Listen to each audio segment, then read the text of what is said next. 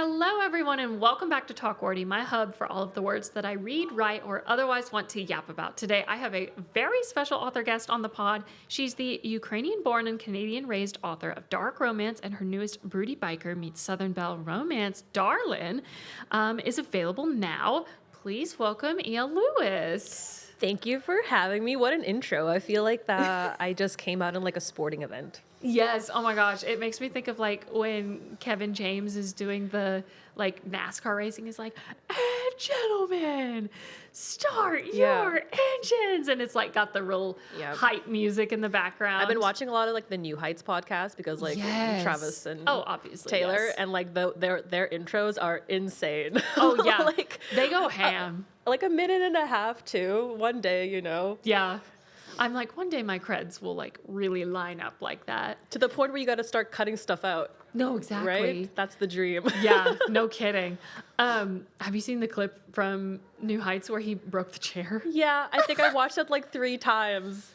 I'm like obsessed. I don't know. Like I'm not super like gung ho about most celebrities, but that I was a Chiefs fan before, and like I like Taylor Swift a lot. Like she was one of my favorite artists, and I really like the Chiefs. So when they kind of came together, my worlds collided, and I was like, is this like a romance book? I was like, what is happening right now? And I think actually a few authors like wrote like a pop star. Oh, absolutely. Sports romance. I was like, wow, you're really on it. A pop star, ex-football player, romance. I saw so many of them, or like pop stars on tour. Like I think there's a book called like The Breakup Tour. That's kind of modeled after that, which I think is so cool. Anyways, speaking of things that we're obsessed with, normally when I have full-length episodes, I like to ask my authors what we're reading, writing, or reading, watching, and listening to. But since we're on a little bit of a time crunch, I'm just curious, what are some of your current hyperfixations? I recently signed my first trad deal. Oh my gosh, congratulations! Yeah, thank you. Very exciting. And it was, so you mentioned that I read dark romance, rom-coms. I decided to dip into romantasy. And this it came out because I read Onyx Storm, and then I had the biggest book hangover for 3 weeks, and I was literally like depressed. I was like comatose, like I can't move, and I was like, I'm writing my own, like, because I don't know how it ends. I don't know what happens to Zayden. I don't know what happens to Violet. So I was like, I'm gonna write my own romantasy, and I did, and my agent pitched it, and it got picked up pretty fast. Wow! So I'm working on book 3 already now. Oh my gosh! Yeah, I'm like 75% into book 3, and that's book 1 is slated to release like early 2027. Oh my god. Which is super cool. Okay, wait, what's it called? I usually am such a big Publishers Marketplace lurker. I don't know if I've like not seen the listing somehow. But It's called the Celestial Seal series. Which, okay, it's really funny how I was just able to say that because the first time I said it out loud, I recorded it on an IG story. And it's kind of a tongue twister, the Celestial Seal series. Yeah, I had to practice like 27 times. I'm not joking. It's embarrassing. There's evidence of that. But the first book is called Dawn of the Eclipse. Ooh. And it's about an Imperial soldier who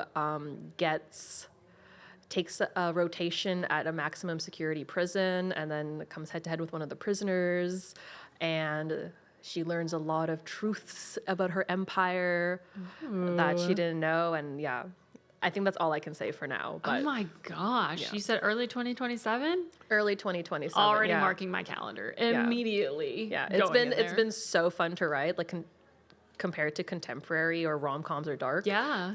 I felt like God, you know, because I get to just I'm creating an entire universe. Yeah. It's super challenging, like going from contemporary to fantasy. There's such a learning curve, but it was. I was just about to say, like, what was that learning curve like for you? What were these new kind of trials that you had to navigate in writing? I think there's lots of you have to describe a lot of stuff, and in contemporary you don't really have to. Like when a character enters a bedroom, for example, in like a dark romance book or a rom-com, like you can just say, you know, but in a fantasy, obviously it's different, and it's a chamber and it's enchanted and like this and that and the colors and the vibes. So it's definitely a little bit more immersive, I think. And that was something that I struggled with in my previous books. Not really struggled with, but I didn't find it necessary. Like I'm more of a dialogue girly or like internal monologues. So, but I think it's like really helped my craft, and I can hammer out chapters so easy now. Like it's just, so it's great. It's been a great experience. Blood, sweat, and tears though. Like hard. It's not for the faint of heart, but I've been having a really good time, and I'm really excited for it to be out in the world. Yeah, it sounds amazing. What was the process like for you switching from indie to moving towards trad? So I had I had indie releases already, and it's honestly been a really good experience. I'm signed with Arndell, and they're very author forward, like very supportive.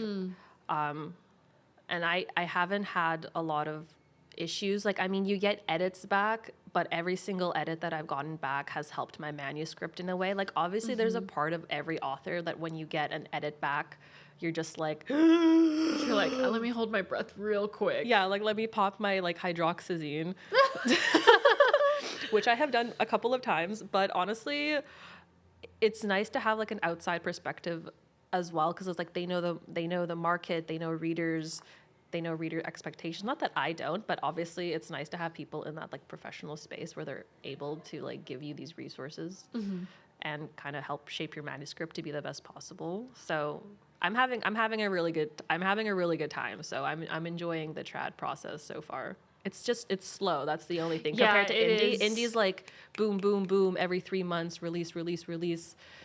Indie's like very, chill, like we'll get there. Like, let me build the anticipation. And then be patient. Patience is like the number one thing I've learned as an author. Like, I don't know, patience is a key word. Like, if anybody wants to be a writer or an author and go into trad, you just got to be patient. Yeah. Things take time. Absolutely.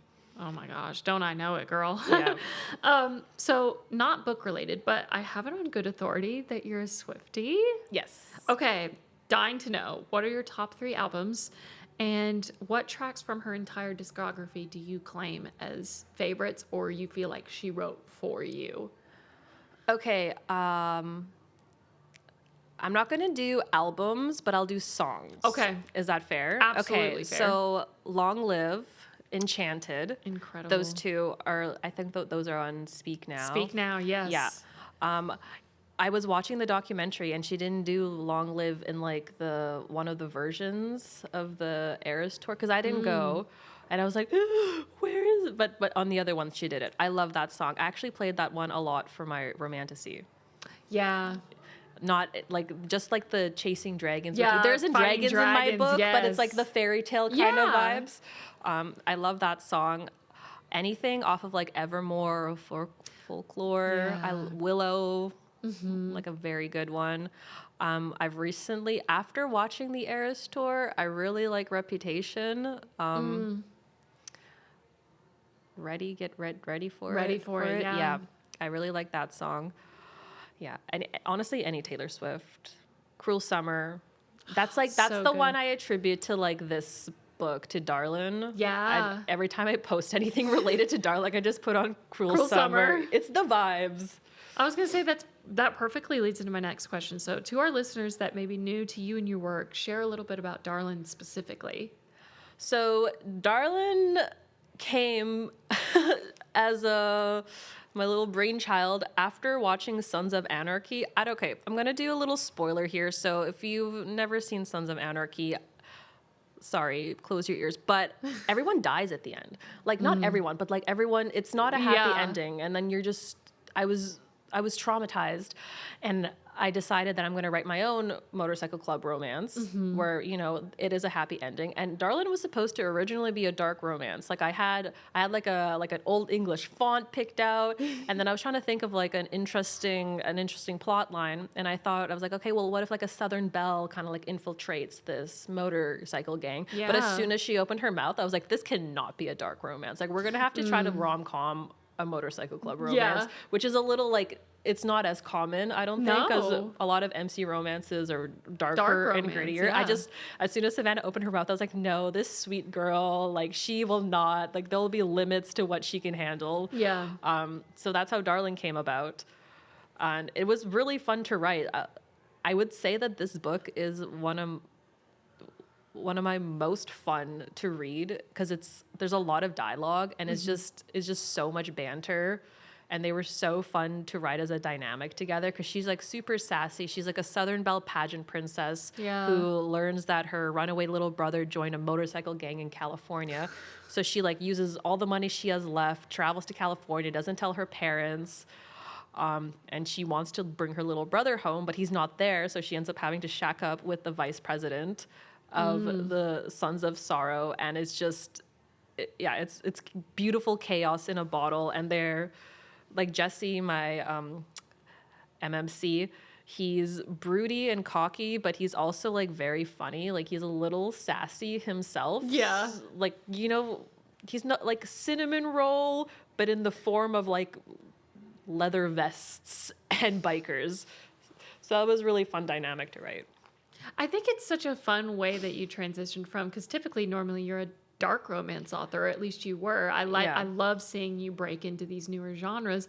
And while we had talked about the difference of writing romantasy compared to your others, was there anything beyond the female main character's voice that was like, oh, here's me shifting from dark to rom-com? Like, what were the kind of challenges there that you had to navigate? I think especially with, you know, marketing it as like an MC romance. Like I do like an MC rom-com so people know what to expect, but obviously there's like motorcycle club elements in it. And then it's challenging to balance, you know, the light side of, you know, a criminal organization, because you can't go too heavy on, you know, the crime or like the illegal activities while you want to keep it a rom-com, right? Like I would say this is like a pretty good beach read, so I can't go like super dark and gritty with it. So I had to balance how to figure out like what plot elements I could use that would still be realistic for Savannah to not look at Jesse and be like, oh, okay, like you're a monster and I can't do this because like I'm supposed to be Miss USA, you know? Like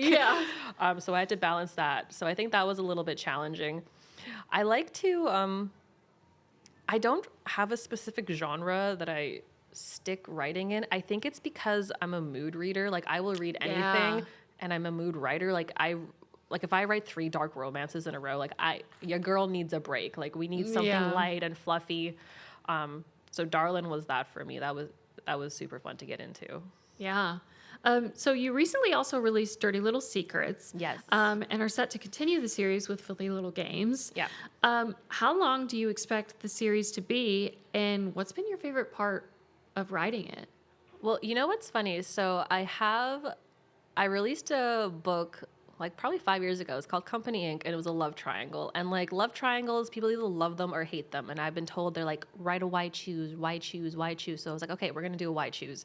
So Dirty Little Secrets is out. Filthy Little Games just came out like a few weeks ago. And the 3rd book, Pretty Little Promises, will be out at the end of March. So that series will be complete. And it's a slow burn why choose. So the 1st book kind of reads like a love triangle, but I just wanted the readers to know that it is going to be a why choose. And for me, like the fun element of that is that the MMCs are rivals with like a really complicated past. Cause I feel like sometimes when you read why choose, it's like they're buddies or like they're very known for like going after the same girl, or, you know, there's like some sort of agreement, but, there's like an enemies to friends arc, and it's not even with like the FMC, it's with the MMCs. So like they have their own side journeys, which was really fun to write. And it's fun to write different dynamics. I really played with the concept of twin flames versus soulmates. Yeah. So this is like an MFM. So like she's with both of them, but they're not together, but they have like a good relationship towards the end. We got to get there. It's pretty rough going.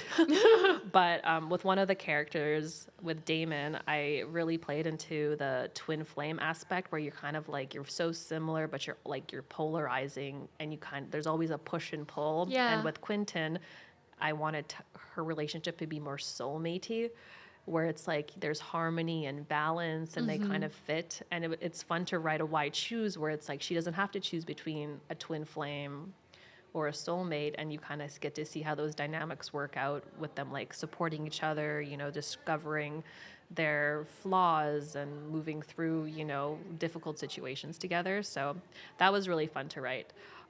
Lots of banter too. Really smutty, like probably like my smuttiest book. I was gonna do the dedication to that one to like, to my family, ... If you're reading this, please put this book down. Yeah. Like, I would still like to make eye contact with you at dinner. Like, yeah, it was one of those. Okay, so in honor of the Winter Olympics that are happening right now, say that all of the book tropes were competing in the Olympics. What 3 tropes would you put on your personal podium? On my personal, that's a really good question. I like this. Enemies to lovers.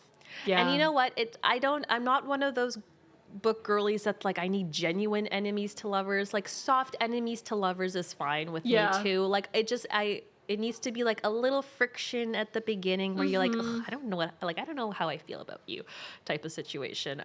So enemies to lovers, slow burn. I love a good slow burn, but not too slow, but like slow enough, you know, slow enough to keep me interested. Journey. Yeah.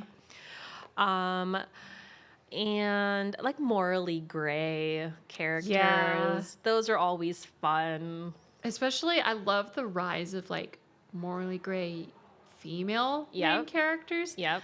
I love watching feminine rage on the page.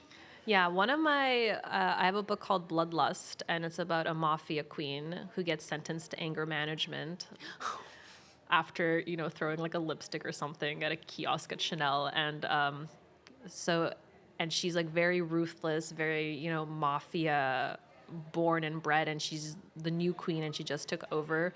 So she's kind of morally gray. And that one's like a mafia queen therapist, but there's like lots of twists and turns. I find that though, when you write morally gray characters, I have had a lot of pushback on that, like calling her, you know, like they'll call characters like, oh, she's like really bitchy, or she's like too aggressive and too this. So I feel like there's a lot of double standards when it comes to writing female characters that act like male characters, and then suddenly, you know, like I think Taylor Swift said that there's like a different vocabulary. Oh, it's always. Like strategic versus conniving, right? Like, and I want redemption for Camilla, because she does the things that a man would do. Yeah. And like that's like one of the major plots in that book as well, is like I would not be dealing with all of this stuff if I had like male parts between my legs, and I don't. Yeah, exactly. Okay, so word on the street. I say word on the street, but it was just me cyber stalking your website. So in one of your fun facts, you said that you got thrown out of ESL at age 9 after you got scared of Frankenstein, and that meant that you understood it too well. Yeah, this actually happened.